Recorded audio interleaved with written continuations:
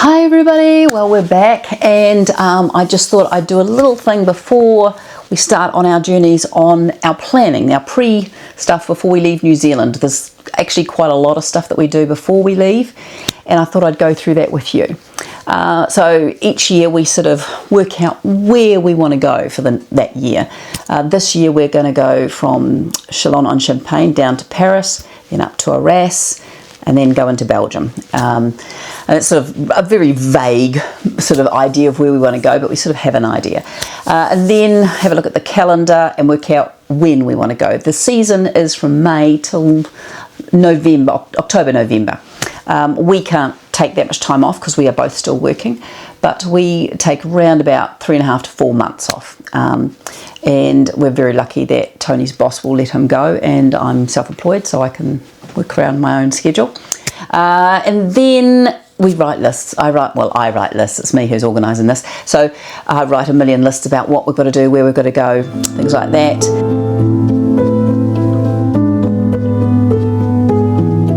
Because we're going over 3 months, anytime you go over 3 months, you have to get a long stay visa if you're going to stay the whole time in France.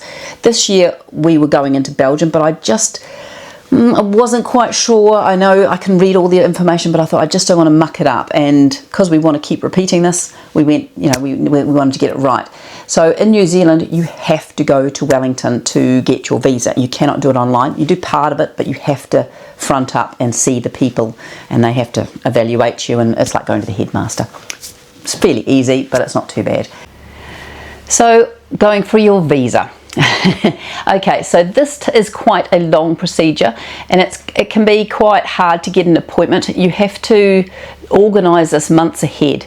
If you're doing the long stay visa, you can get an appointment up to 3 months ahead of your appointment, so you need to get online as soon as possible. We usually do it like as soon as we get back from Christmas holidays. I start organising it, and I get online and I go and try and fill out the forms. There's like a whole lot of forms, and in that they ask you obviously your name and your address and all that sort of information, just basic stuff, and then they want to know your reason for going on your holiday.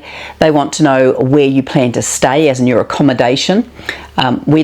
Obviously we're moving all the time, so I just use the marina's address, one of the marinas that we're in, and I don't know whether they ever check, but you need to have something. Then what do? We've got to, how you're going to fund your trip. So you say how much money you're going to take, blah blah blah blah, in card or cash, da da da, and then they ask you that proof that you're not going to work really. And I don't know what they expect, but I just wrote a letter saying I promise not to do any work in the country, and they were happy with that. And then the big thing that they're actually more concerned about is your travel insurance. They don't want you to be a burden on their country, which is fair enough, and so you have to have travel insurance for the time that you are in France. So that's all in that document that you do, and so you have to do that before you go to the actual consulate, and they need that in their files before you get there. And so after you've done that, then you apply for an appointment time, and you don't really get a huge amount of choice. The appointments are half an hour, and you have to sort of like say roughly when you want it, and then you get like 3 choices. And that's sort of it's quite hard, and sometimes you'll book it, and then we've got my husband and I, and so we can't get an appointment. You have to book them separately, so you can't always get them together. It's a faff. But once you get it organised, then make sure you go, and make sure you have all your documents. You need to have photos of yourself, as well as proof of your boat insurance, your travel insurance. What else do we have? Birth certificate, photos of all your pages of your passport. There's lots of little things, and all that information is in that first document that you'll go onto their website. Tells you all the things that you have to have, but make sure you have them, because if you don't have them, it's null and void, and so then you've got to make another appointment. So really, really, in the respect that you have to have everything right, it's like going to the headmaster. But once they do approve it, like we've never had a problem with being approved. Once we're there, it's gone really easily, but it's just that nerve-wracking, have I got everything beforehand? And then once you've had the appointment, like I go in first because I'm usually carrying all the paperwork, and then Tony comes in with me, you know, after she's done me, because I've just said he's got exactly the same as me, and then it's all sort of clear and dusted, done and dusted. But it takes 2 weeks for them to process it after that appointment. So last year we had like 3 days, and we were like panicking because we left it a bit late, and we only just got our passports back. Also, you need to supply them with a return address, signature required courier bag for the passport to be returned to you, and it's got to be a signature required one. They won't do it otherwise. So you've got to have that as well with you to give them so they can return your passports on time. So this year we have got 2 lots of guests, or 3 actually. We've got our best friends who we do a lot of boating with in New Zealand, Kim and Steve, and they're going to fly with me. Tony is actually already there, and Kim, Steve and I, we leave on this coming Friday. And so that's all really cool, but we're just putting in our diary when we're with them and what we'd like to show them and what they want to see, so we try and organise that. Later on I've got my sister and her husband arriving with us, and the Tour de France is on, so we're going to try and be in one of the towns where the Tour de France is going from, and that will be Lille this year, which is fantastic. And then another couple coming down further along, and they're only coming for a couple of days, and we'll don't know where we'll be at that stage, so we'll get in touch with them closer to the time.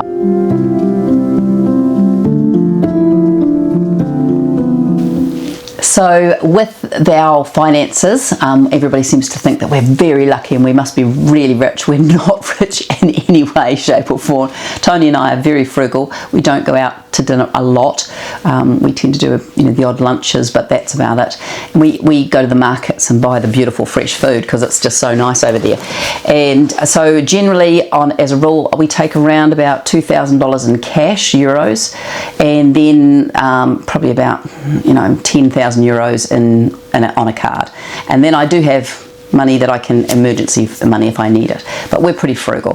There are people who go out dinner everywhere. I mean, there's fantastic restaurants everywhere, and you can spend a fortune. So it's up to you as to how much you spend. But that's generally what we spend. But that's not accounting for if we have to do repairs on the boat or anything like that. It's just a general sort of cover my bases thing. But that works out reasonably well for us. So the big question is, how do we afford this? In a way, we actually have moved into the tiny little flat that we're in now, which is underneath our house, and we rent our house out, and that's how we can afford it. It's sad because I love my house, but it is a means to an end, and we want to do it while we're still young and fit and able to do these things. And so when we leave, we have to make sure that everything is sorted with the tenants, that the house is in good condition, there's no problems with anything, everybody's happy, and then I just have to clean the flat that we've got totally so that it's nice when we come back. So it's fairly easy that one. So this year we have got a few jobs to do. Last year we had a big crash, which was horrendous, in a thing. Not sink the boat sort of damaged, but the back corner on the starboard side was quite damaged. So Tony is over there at the moment, and he is pulling the bed out and getting all that, grinding it all back and re-fiberglassing that corner. And he's just doing some putting a new power point in for me on the other side of the boat. A few jobs. We had to get a new starter motor. At the end of last season, our starter motor died, and we thought we'd bring it home and recondition it. But when he opened it up, the mechanic, it was just a pile of bolts and nothing was salvageable. So we had to buy a new one. So Tony has put that in already, and that is all up and running, which is great. And he has to, he puts all the solar panels back on, gets all the water hooked up, because when you leave the boat, you must disconnect all the water and try and get as much water out of the boat, of all the pipes, even the coffee maker. Otherwise it will freeze in the winter and burst your pipes.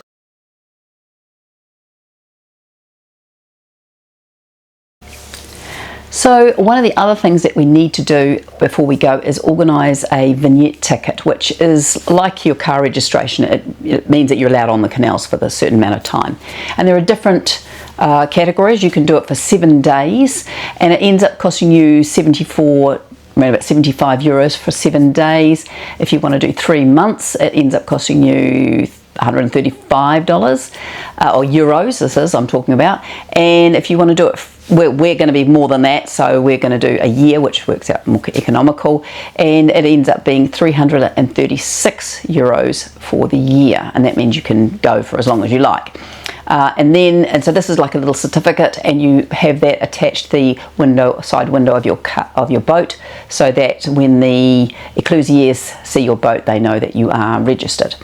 And this is all done online. It never used to be. It used to be a pain in the bum to get, but now you can, so it makes it much easier.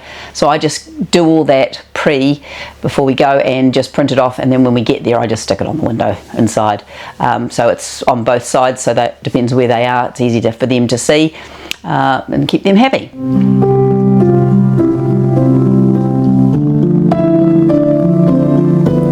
So another thing that you have to consider is that you need, if you're owning a boat and you intend to own one, you need to get a chevney, which is like a license for your driver's license, and you have to do part of that online, which is it's almost like a boatmaster's ticket, really. You do that online, and then you have to have a practical. Tony did his in Saint-Jean-de-Luz. There was 3 guys who all needed to do it, and we actually managed to get a guy to come.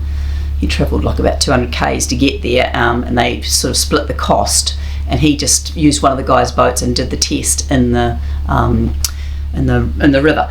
But I think, as far as I know, you can transfer if you've got a boatmaster's ticket in another country, you can transfer it, but I would just check on that. If you're just hiring a boat, you don't need any of that. I mean, you're just sort of like given a very vague instructions and sent on your way, and you've got heaps of bumpers on your boat, so you're pretty much, and most of those hire boats are pretty much indestructible. So it's just another thing to consider.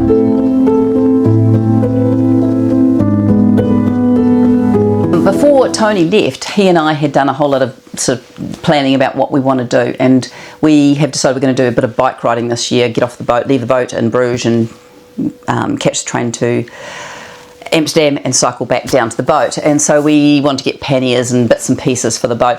It's too hard to take them in the suitcase, so we got them, we ordered them on Amazon, and they have arrived in France already, and he has got those. We were very lucky. A fantastic couple who are French, who live over near where the boat is at the moment, offered to be our delivery address, because that's sometimes the bit of the problem, is that you don't have anywhere to get things delivered because they don't deliver to the boats. And so we were very lucky that Marilyn has let us use her address and then kindly delivered them to us, which was even better. But there are things like the Amazon boxes, which are fantastic. If you haven't used those, they are well worth using. Just depends on if there's one near you. So that was good.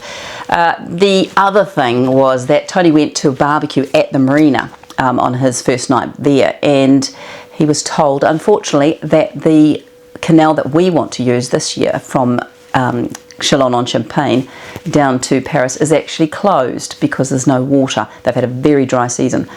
So change of plan, you've got to pivot, embrace it, and make it as part of your journey. So we've had to work out our different route, how we're going to get to Paris.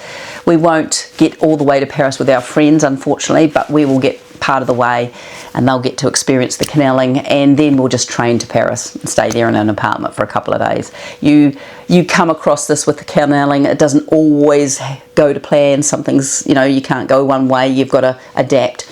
And that's all part of the adventure of it. You have to adapt, which is a lot of fun, really.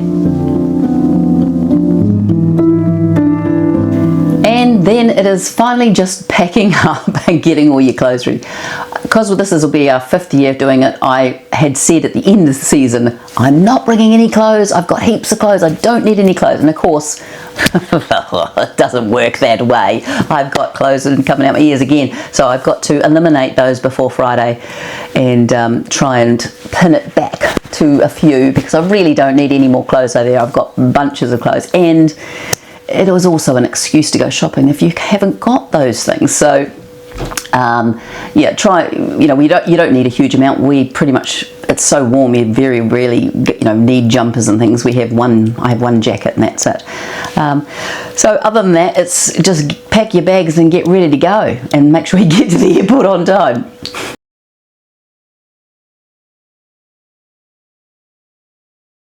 Another little thing that I sort of have suddenly thought about is your phones. Tony and I have both purchased ourselves a Free, which is the brand, SIM card, and we found that was the best way and for us to communicate, because I got one and then I couldn't call him and he couldn't call me, because you know, you got to have both. It was just a bit of a faff around, but it's been really good, and we've kept the same SIM cards for the last 5 years. My one I have on a plan that's got massive data, and it's about $19 a month, and Tony's has got normal, you know, just average stuff, but his is about $10 a month, and when we're not there, that can be reduced down to $2 a month. So it's really good, and it just means that we have no problems with calling anybody. I've got plenty of data to do all this uploading of films and everything, and it's been really good. There are quite a few different companies over there, but we use Free. Also, medication. I'm away for a longer time than my normal medications are allowed, so you have to make sure you get all that organised beforehand and carry it with you. It's not a problem going through customs or anything with medication, as long as you've got the actual container saying what it is on there. One thing I found last year was that I had my crash on my bike and I scratched all my glasses up, and in hindsight, really good idea if you can take your glasses prescription with you, just so that if you go into an optometrist you can get another pair made, because there are optometrists everywhere over there. And one more thing was that I use an app for getting trains over there, and it's just called Trainline it's called, and it is fantastic. I can organise my trains by myself. I don't have to go to the, you know, the little machines and faff around there. It's all in English, and you can make them much easier, and they're really good.